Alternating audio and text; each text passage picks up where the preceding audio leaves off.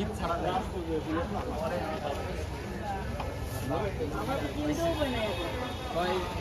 আপনি বলেন যে 1 লাখ টাকা আমরা কিনতে পাইছি না।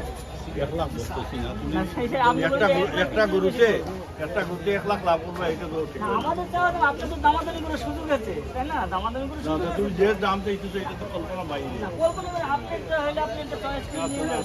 তোমার রাইট আছে, 5 লাখ বলবা, আমার রাইট আছে 1 লাখ, আমরা এইরকম চাইতেছি। আমি 280 বলছি।